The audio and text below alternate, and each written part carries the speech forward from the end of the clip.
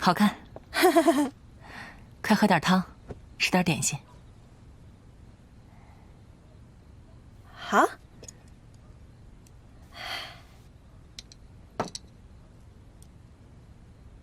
这个是什么？虾饺。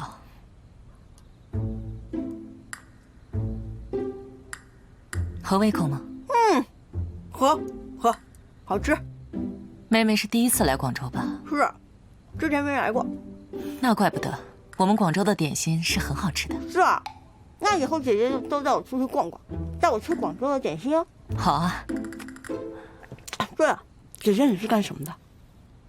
我啊，我做些可有可无的小生意。妹妹，你这么晚不回去，那个华明初不会担心你吗？华明初，就是你昨天喝多了一直提的那个人啊。我提他了吗？我提他什么了？看来你真是喝多了，说什么都不记得了。妹妹平时也不喝酒，是个不胜酒力的人。昨天不得已喝了点酒，不好意思。你这么好的姑娘，你说那个华明初为什么跟你吵架？要不我派人去给他传封信，让他过来接你。不用，千万不要！我不想回去，我觉得我在这儿待就挺好，而且我特别喜欢你，姐姐。而我以后我就跟着你干吧，我什么都会，我打杂可厉害了。好啊，那你会什么？喜欢做什么？平时？我会认字儿，我还特别喜欢看一些书画类的。姐姐这里，我觉得一定有很多上了年代的稀世珍品，你给妹妹看看，让我开开眼界嘛。好啊，回头我让人给你拿些过来看看。好。妹妹，姐姐特别好奇啊，那个华明初到底是个什么样的人？哎呀，你老提华明初干嘛呀？他就是一个穷书生，没什么能耐的。没什么能耐，能统领整个外八行吗？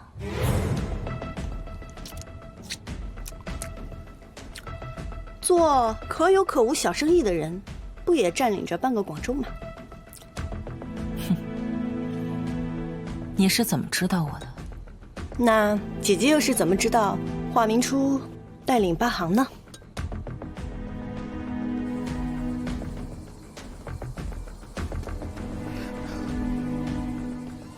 不就是个绘卷吗？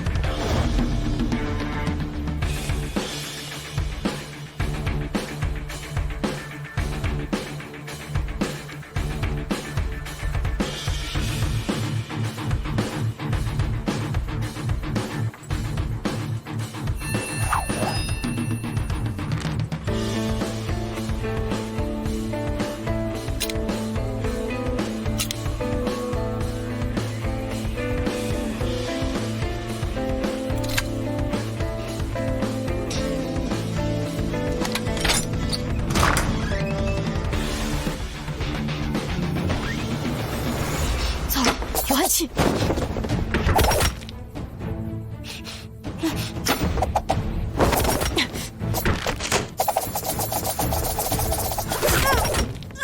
藏宝室机关启动了，有人闯进来，去查。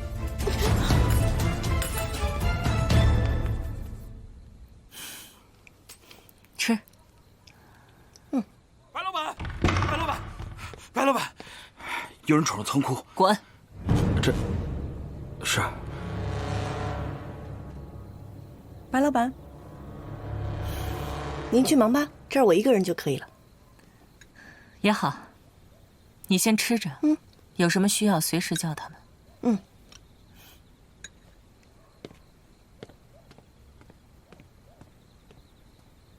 这老李全的地盘挺热闹啊，藏宝阁被人闯了，难不成还有人盯着绘卷？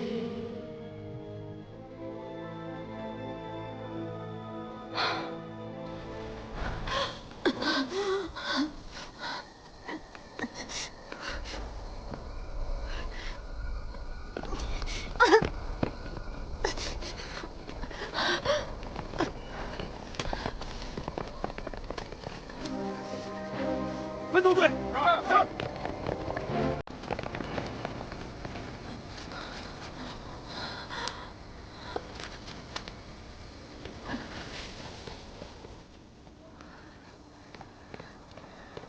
人呢？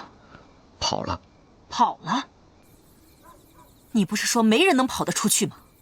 中了2针，就算不死，也得躺上3、4个月。白老板放心，藏宝库里一件东西没丢。阿华在。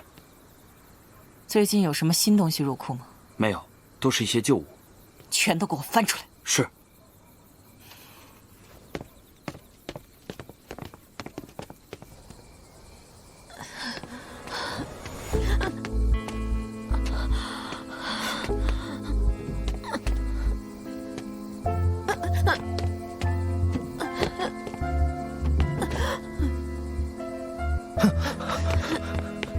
花鼓，开门！快！怎么这是？来，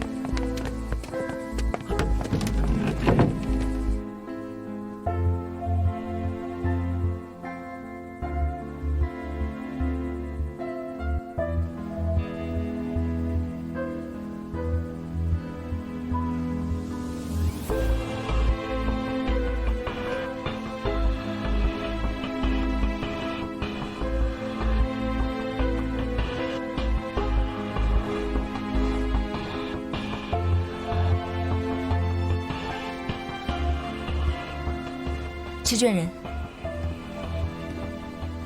怎么样？钢针不偏不倚，刺中了几个重要的血脉，必须小心拔出来才行。是我考虑不周，他肯定是去老李轩偷绘卷才弄成这样的。不用自责，至少现在没有生命危险。这老李轩的激光这么厉害，是莫刚？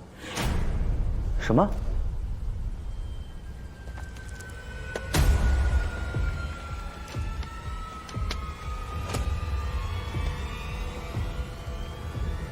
神机弩和莫刚针，原本都是用来隔水定桥的工程器械，绝不可对人使用，都是末班的东西。他们有末班的人？嗯。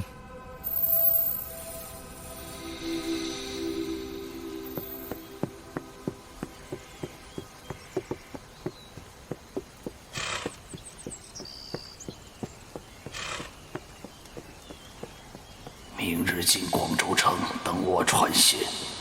华明初，这次我绝对不会放过你。去。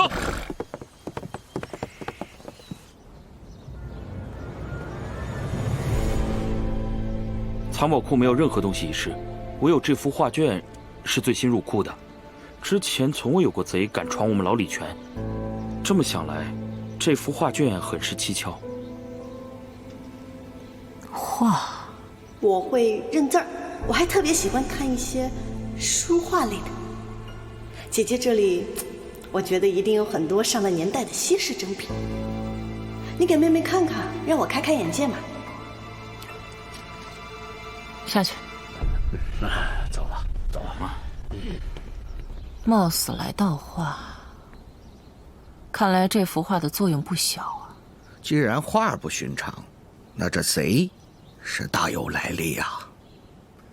冯先生，你的意思是，外八行自古以来以实行者绘卷历代传承，可传说中还有一幅画卷，名为万山河，这作用不太清楚。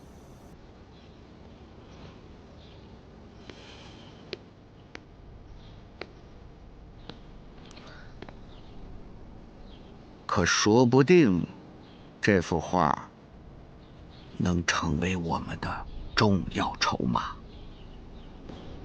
你有计划了？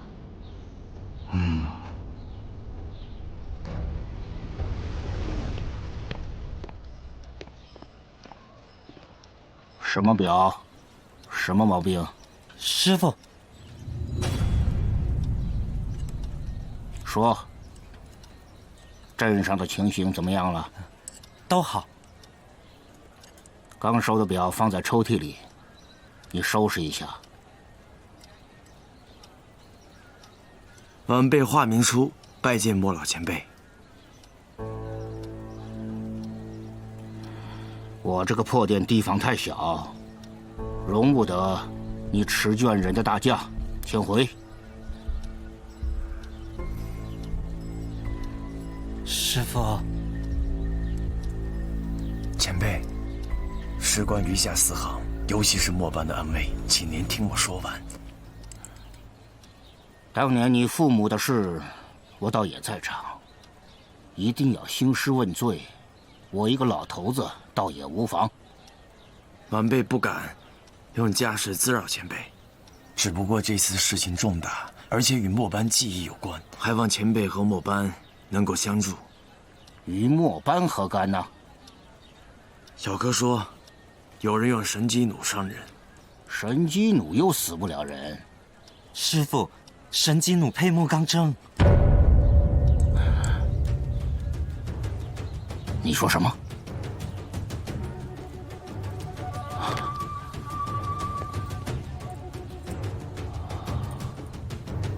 这根针是我一个好友去老李泉时被刺中的。晚辈斗胆问一句，末班是否有和老李泉做过这笔生意？放肆！末班向来恪守兼爱非攻的准则。神机弩虽不是什么机密，但图纸从来没有外放过。那莫干呢？小哥说过，莫干可是末班冶金的至高工艺。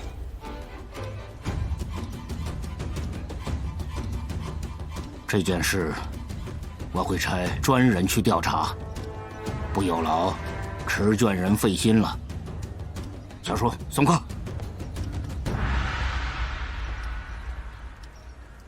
如果查出了什么结果，麻烦前辈知会一声。晚辈告辞。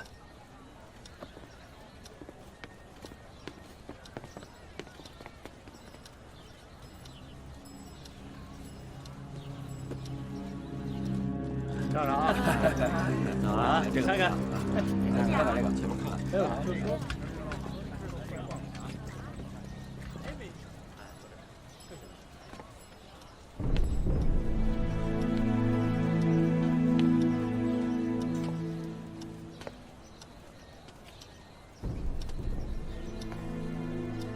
还在生气呀？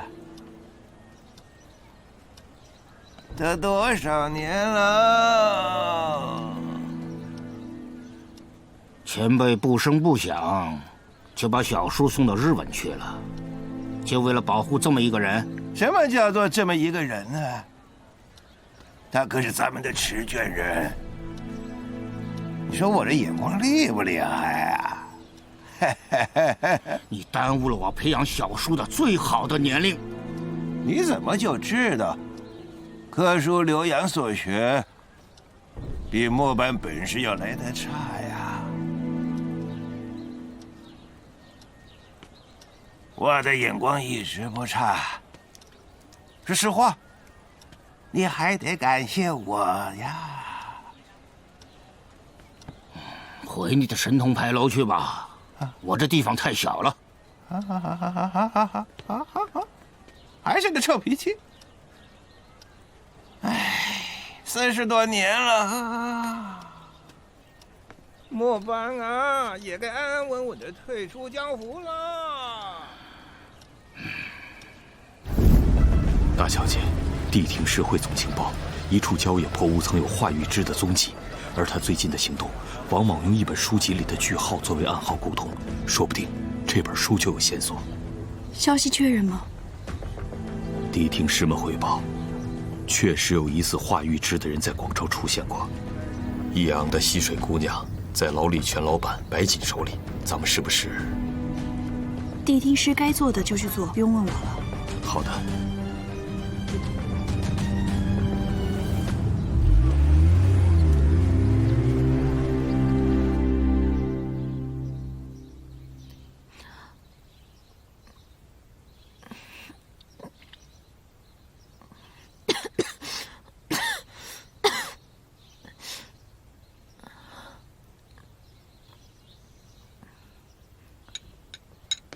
阿姑，好点了吗？没事了，不用担心。我跟秀娘商量过了，广州的气候不适合养伤，等你稍微能走动了，就送你回昆明。不是，老大，哎，我真没事。你就不要勉强了。广州这边，秀娘跟启明他们都在，你就别担心了。还有，下回不准擅自行动，这是命令，啊。秀娘，你先好好休息，我们先下去。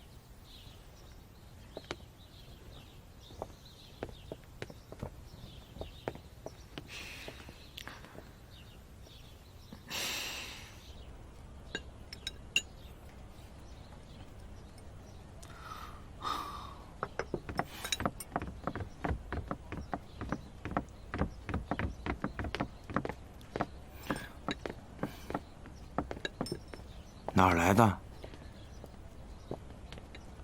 老李全派人给你送来的，说是给你的见面礼，还邀你去什么老李全的总部，这分明就是鸿门宴嘛。还有这个，给你的。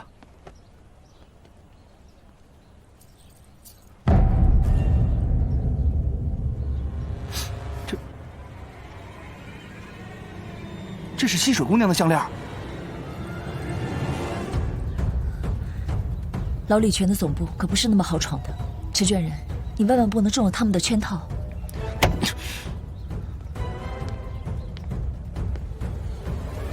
溪水既然被解下项链，说明一定有危险，我得去救他。我和你一起去。不用，我去拖住白锦，你们想办法救人。好。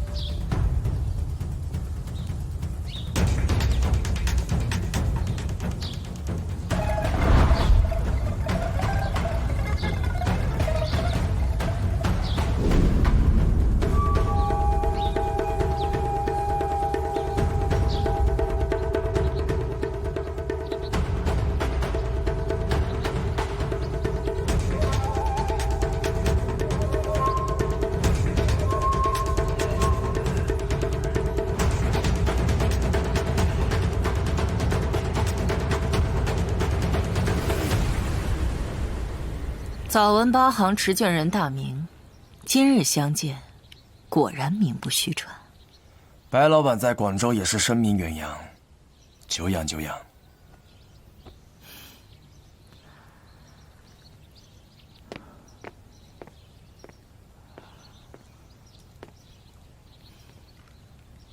敢一个人来我老李泉，有气不？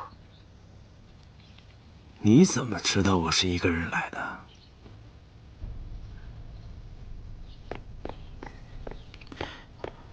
白老板，我们的人留意到堂口周边晚哨，但人数未知。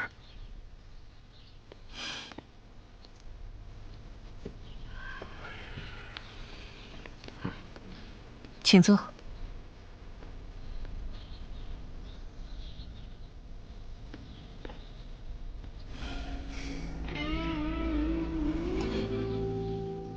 八阿行在广州算是老面孔，我老李全也在珠江码头谋营生，今后还望跟池卷人多走动走动。广州开埠已久，可以做的生意还有很多。白老板说的不全对，我虽是八行池卷人，但八行也会在我手上陆续解散，变为普通百姓去做正经营生。按照之前的安排，昨天就应该来拜访你，谁知道刚到码头就遇到了些麻烦，被一群小混混给拦了去路。还有这个事情？那以后池卷人如果再遇上什么麻烦，尽管来找我，我白锦一定竭力相助。我知道白老板在广州人多势众，但我们也不是等闲之辈。我不明白您送的这个礼物是什么意思？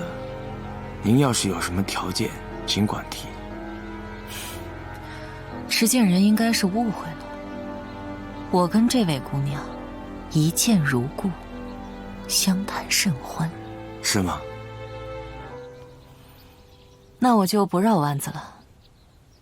听说八行中的末班技艺超群，所制的武器比枪炮还厉害。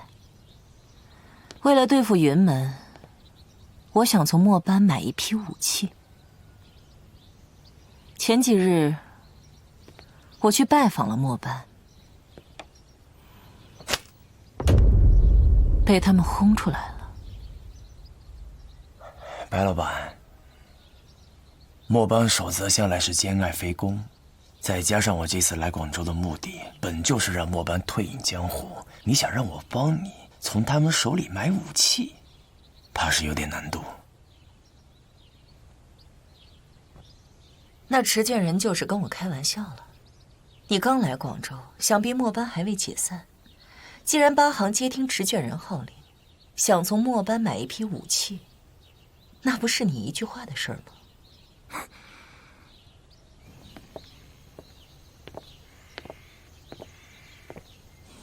当心脚下。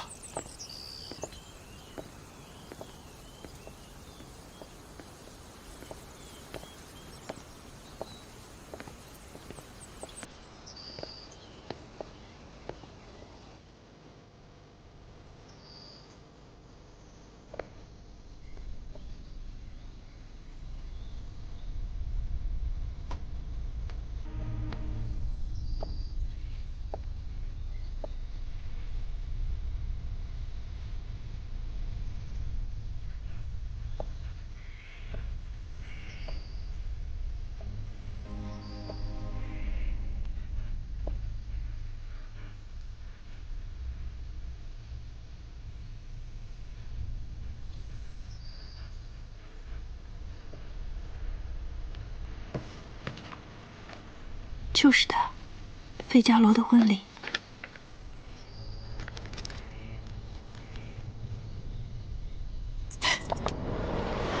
环叔不好，我们快走。好，钟瑶，小姐。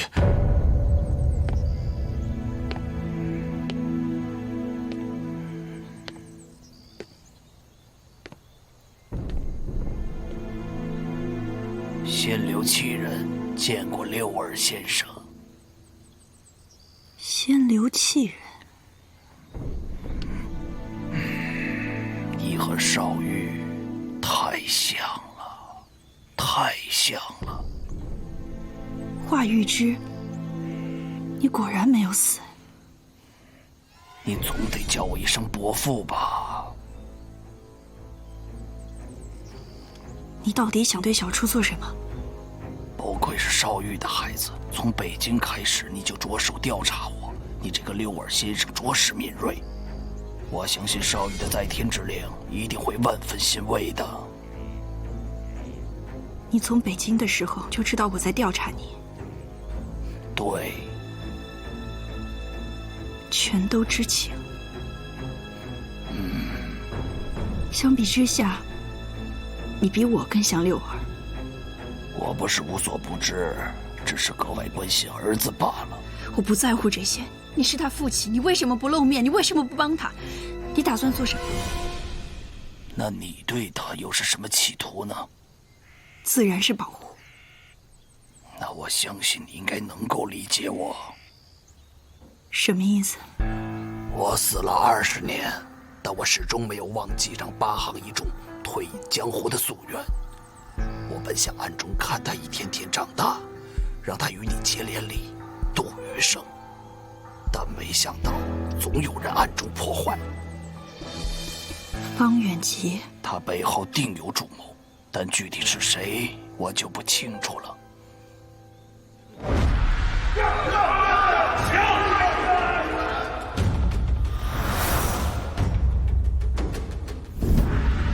钱青，或许吧，我总会查出来的。但是恰恰因为这些事情，我反而明白一个道理，那就是八行破而后立的关键，便是化民出。其实你的想法和当初我交代给八仙前辈的想法是一致的，想让他平稳的生活，但其实这是并不可能的。天降大人，没错，所以我会一直保护着他，见证他的成长。这些我都跟你直言，你总该放心了吧？书中瑶屋里，我有太多问题想问你，否则就这么相信您不大可能。越是这样，我越心安。你问吧。为什么在北京的时候，您不与小初见面？仙流和谛听本就是八行中最为谨言慎行的。和你见面也是迫不得已，毕竟你都快把我找出来了。那小初呢？我保护小初是真，20年前我没有保护好燕儿也不假。是我害死了初儿的母亲，现在又是这副丑陋的模样，相见什么的，还是算了吧。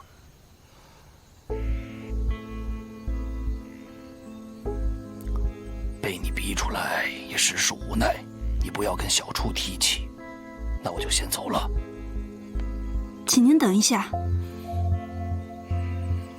当年我母亲把您和柳前辈的事情告诉外八行，那你为什么还要把小初放在我母亲身边呢？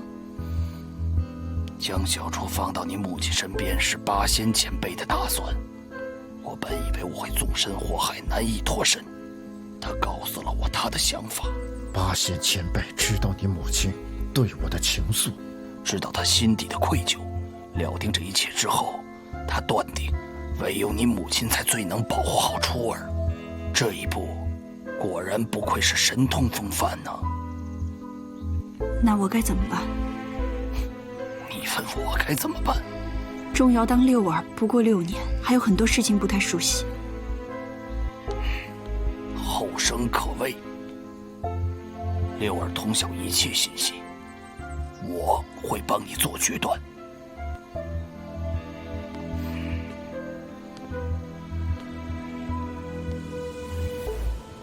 瑶儿，这世间唯有你我2人最能保护好小初。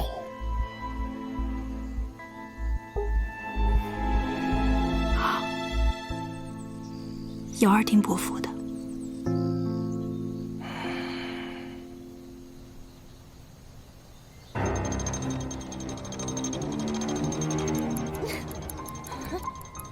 放开我！放开我！放开我！小姑娘，不要白费力气了。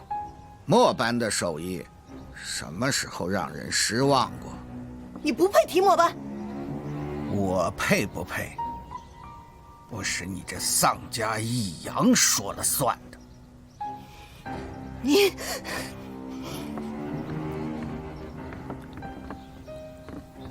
白老板，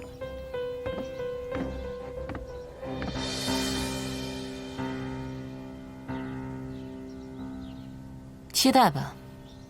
你的持卷人要来救你了。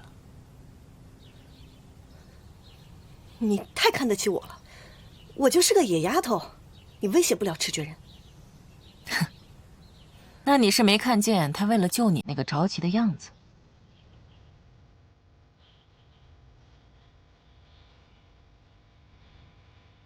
收起你的小心思，等着看我怎么拿你来羞辱他。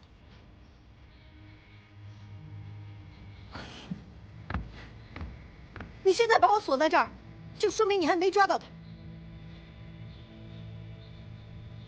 去传个信儿，约华民初在流商楼见面。告诉他，他要是不来，就再也见不到这个野丫头。好说。你个恶婆娘！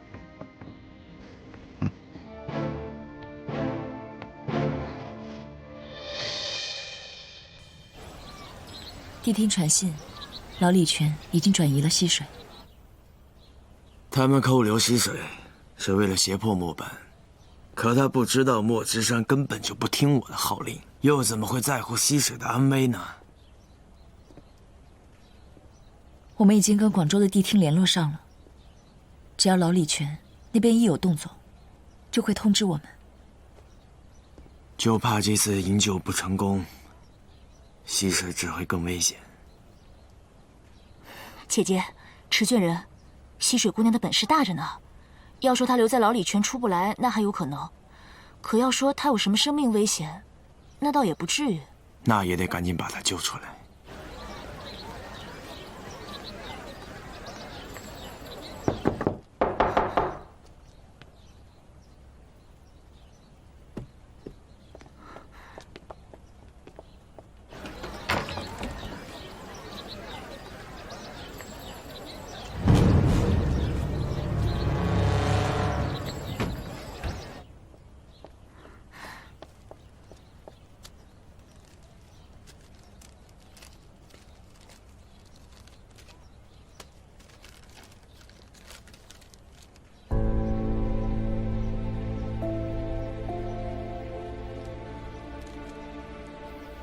要想他活命，晚上到流商楼，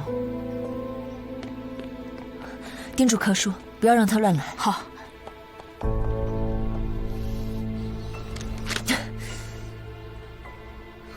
现在怎么办？看来白锦这次要来真的，可是咱们广州的人手根本不够。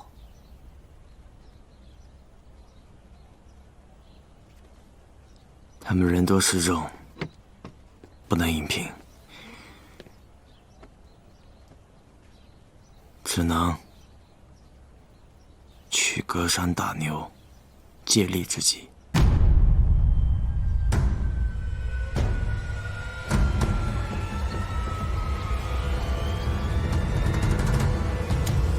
哎呦！你这个老家伙怎么来了？我怎么就不能来啊？也是让我帮持卷人的事儿。你真不帮啊！持卷人可是专程来到广州帮墨班退出江湖的。他是持卷人，自有办法。那老李全动向颇多，那益阳的小姑娘又被抓了，想起来也多是因墨班而起。你现在啥也不管，这会不会有点过分了？你早一天跟我说这个事情，我还相信。但是前辈，白锦他手里有万山河，你也不必瞒我。哎呀，你这脑子里除了课书之外，还留意别的事儿了？是六儿给过来的消息，估计也是让我帮持卷人。但是江湖上，这些事儿跟墨班无关，我就是想帮，也无从入手啊。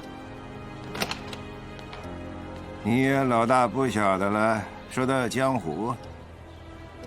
你真当你墨班和江湖没一点瓜葛呀？有什么瓜葛？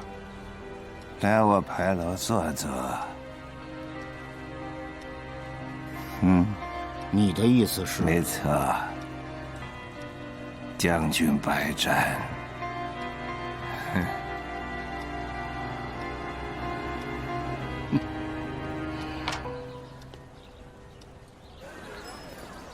老李泉能掩人耳目的据点，共有12处，这是第7处，闷热低气压的环境，因此想要找到吸水的关键，在水星身上。有了，制高点，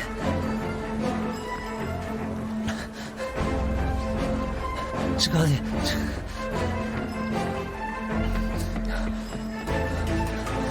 制高点。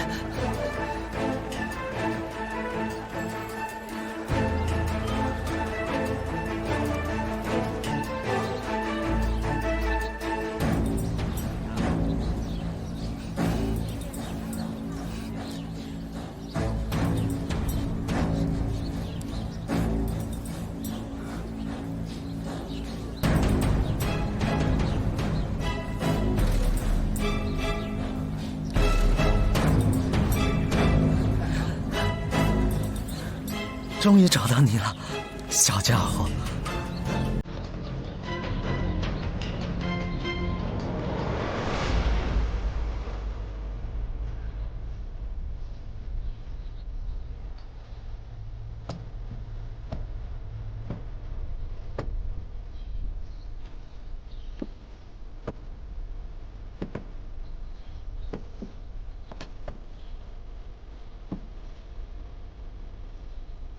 华先生之前走得太急，连饭都没来得及吃吧？哼，白老板请我来不是为了吃饭吧？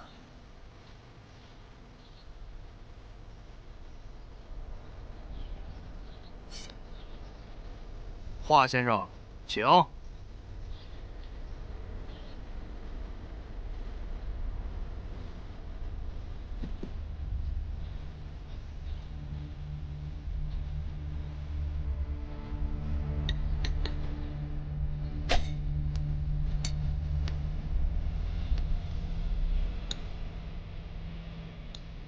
白老板费尽心思的想要得到末班，无非是因为忌惮云门。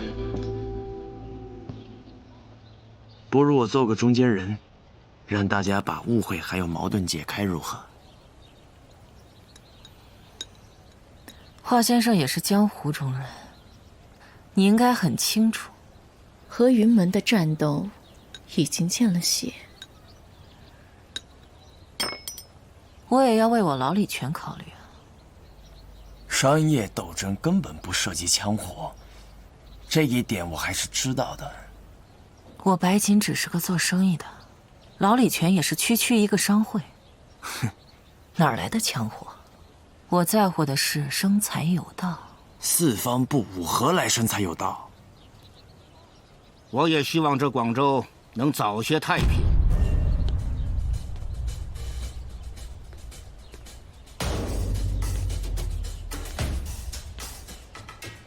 晚辈拜见前辈。莫老前辈稀客。持卷人为末班思虑，以兼爱非攻，拒绝了白老板的要求，末班感激不尽。不过匹夫无罪，怀璧其罪。如此时局，末班不再以祖训而偏安一隅。莫老前辈的意思是？我是邀请二位，按江湖的规矩，决一个胜负。如果持卷人胜了，白老板就得交出关押着的益阳行小姑娘。这个方法，甲乙对立，咫尺纵横。白老板想必清楚。您指的是牌楼的百战旗？这百战旗，正是源于我末班一行，只是后来被神通行借去，规避仇家。没想到后来，在广州演变成了商业纠纷中调解的办法。作为将军百战，为的是要以棋局对弈，取代血腥厮杀。还有这故事？自从我代理老李全到今天，已经有7、8年没对过局了，有意思。赌注呢？末班。前辈，溪水在他手中，这可算不上对等的赌注。而且我本来是来解救末班，何必把末班打伤？石卷人，这回你不再怪我不帮你了吧？我知道你们要什么。我白锦很讲究公平，虽然我不知道这幅画的用处，